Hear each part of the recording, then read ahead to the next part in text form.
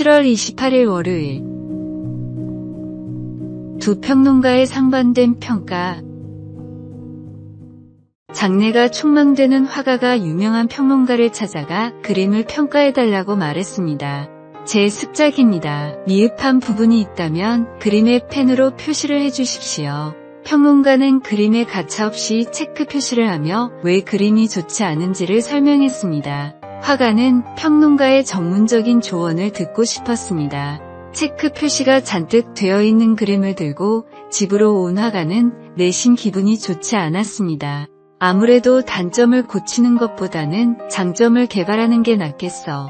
화가는 다음날 같은 그림을 그려 다른 평론가에게 이번엔 좋은 점에 펜으로 표시를 해달라고 했습니다.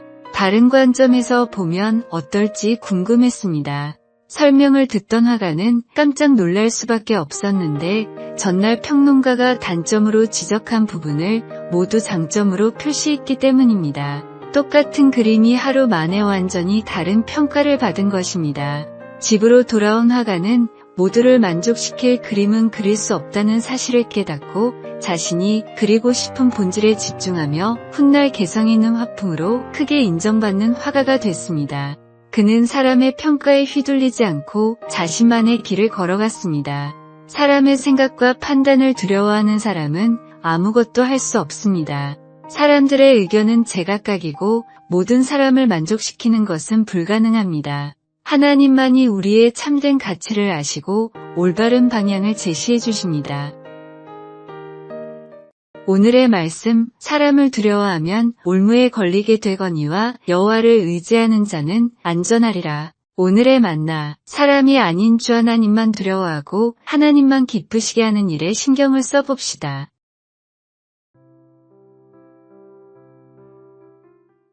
(7월 29일) 화요일.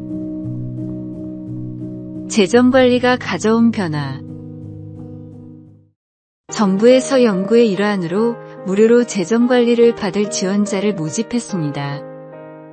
지원자들의 소득 수준을 판단해 목표 저축액을 설정한 뒤 전문가들은 소비 패턴을 파악해 적절한 조언을 해줬고 불필요한 지출을 줄이기 위해 가계부를 적으며 아낀 돈으로는 효과적인 금융상품에 가입했습니다. 체계적이고 과학적인 접근이었습니다. 4개월이 지나자 짧은 기간임에도 지원자들의 재정 상태는 이전보다 훨씬 나아졌습니다.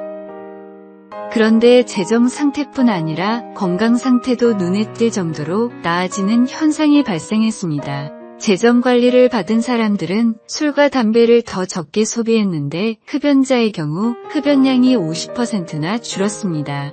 커피와 패스트푸드 소비량도 적극 줄어 건강지표들이 좋아졌는데 그 결과는 회사와 학교에서의 생산성 증가로까지 이어졌습니다. 예상치 못한 부가효과였습니다. 전문가들은 참가자들이 돈을 어디에 사용하는지를 파악하면서 자연스레 몸에 나쁜 일들을 하지 않게 됐기 때문이라고 분석했습니다. 가진 돈을 어디에 사용하는지 깨달았을 때 나의 인생이 눈에 보이는 것처럼 주님의 사랑을 깨달았을 때 우리가 가진 것을 어떻게 사용해야 하는지 알게 됩니다. 청지기 의식이 생기면 모든 영역에서 변화가 일어납니다. 오늘의 말씀, 각각 은사를 받은 대로 하나님의 여러 가지 은혜를 맡은 선한 청지기같이 서로 봉사하라. 오늘의 만나, 주님이 주신 것을 주님이 주신 사명을 위해 사용하는 지혜를 구해봅시다.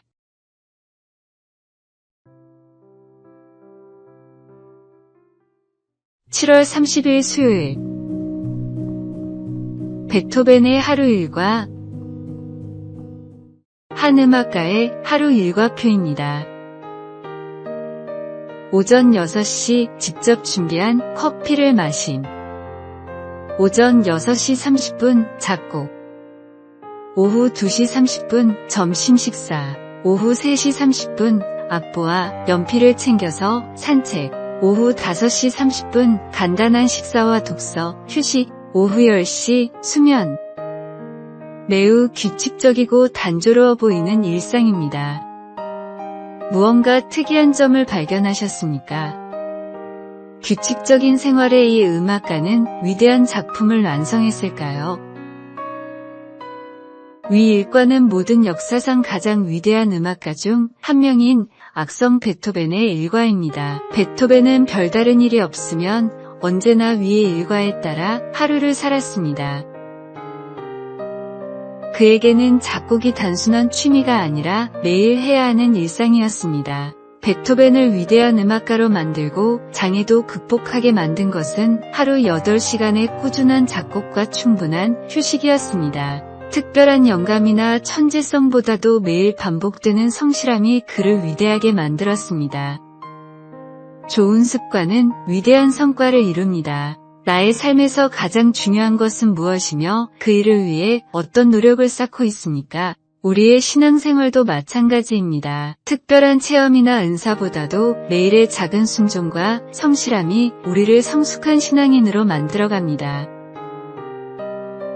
오늘의 말씀, 그들이 날마다 성전에 있든지 집에 있든지 예수는 그리스도라고 가르치기와 전도하기를 그치지 아니하니라. 오늘의 만나, 매일 반복해야 할 좋은 믿음의 습관을 만들어 꾸준히 실천해 봅시다. 7월 31일 목요일, 마지막 선물. 달의 마지막 날입니다. 한 달 전 새로운 다짐으로 시작했던 7월이 이제 추억 속으로 사라져갑니다. 마치 여행을 마치고 집으로 돌아가는 길에 사진첩을 넘겨보는 것 같습니다. 시간은 참으로 빠르게 흘러갑니다. 한 사진작가가 있었습니다. 그는 한 달 동안 매일 한 장씩 사진을 찍기로 결심했습니다. 처음에는 특별한 풍경이나 멋진 순간만 담으려 했지만 점점 평범한 일상도 소중하다는 것을 깨달았습니다. 비 오는 날의 우산, 아이스크림을 먹는 아이의 웃음, 지친 퇴근길의 노을까지 모든 것이 의미 있는 장면이었습니다. 카메라 렌즈를 통해 보니 평범한 것들도 특별해 보였습니다. 31일 저녁 그는 31장의 사진을 모아 앨범을 만들었습니다. 놀랍게도 각각은 평범해 보였지만 전체를 보니 아름다운 이야기가 완성되어 있었습니다. 매 순간이 선물이었구나라고 그는 중얼거렸습니다. 하나하나는 작은 조각이었지만 모여서 완전한 그림을 만들어냈습니다. 우리의 한 달도 마찬가지입니다. 성공한 날도 실패한 날도 기쁜 날도 힘든 날도 모두 하나님께서 허락하신 은혜의 시간이었습니다. 때로는 보이지 않았지만 주님께서는 매 순간 우리와 함께 하셨습니다. 한 달의 마지막에서 우리는 모든 것에 감사할 수 있습니다. 지나간 시간을 후회하기보다는 은혜로 채워진 시간으로 기억하며 감사할 일들을 찾아봅시다. 오늘의 말씀, 범사에 감사하라. 이것이 그리스도 예수 안에서 너희를 향하신 하나님의 뜻이니라. 오늘의 만나, 내일부터 시작될 8월을 향해 감사하는 마음으로 한 걸음 더 나아가는 새로운 각오를 다져봅시다. 8월 1일 금요일, 로드바를 떠나 새 삶으로. 한 해외 선교사 부부에게는 오랫동안 은둔형 외톨이로 지내는 자녀가 있었습니다. 10여 년 이상 세상과 단절된 채 살아오던 그 자녀가 2년 전부터 서서히 변화가 일어나더니 드디어 취업에 성공하게 되었습니다. 부모는 자녀로 인해 흘렸던 눈물과 기도의 시간들을 생각하며 감격했습니다. 요나단의 아들 무비보셋은 그의 아버지와 할아버지 사울왕이 죽었다는 소식을 들은 유모가 안고 도망치는 과정에서 떨어뜨려 다리를 절게 되었습니다. 가시밭길 상황에서 그가 숨어 살던 땅이 바로 로드발입니다. 대화가 없는 땅, 말이 없는 곳이라는 뜻입니다. 로드발에서 나오기만 하면 새 삶을 살 수 있는데도 스스로 자기 아픔에 갇혀 그 땅을 벗어나지 못하고 있었던 것입니다. 훗날 다윗왕은 요나단의 아들이 살아있다는 말을 듣고 그를 그 땅에서 불러내어 왕자의 신분을 회복시키고 왕의 만찬에 참여하도록 합니다. 이는 무비보셋의 다리가 고쳐졌기 때문이 아닙니다. 아물지 않은 상처를 안고 평생 살아야 할지 모르지만 주님의 부르심으로 자신만의 로드바를 떠나면 누구나 이 은혜를 누릴 수 있습니다. 오늘의 말씀, 여호와께서 시온의 포로를 돌려보내실 때에 우리는 꿈꾸는 것 같았도다. 오늘의 만나, 지금 당신이 머물고 있는 로드발이 무엇인지 생각해보고 하나님의 부르심에 응답하여 새로운 삶을 향해 한 걸음 내딛어 보시기 바랍니다.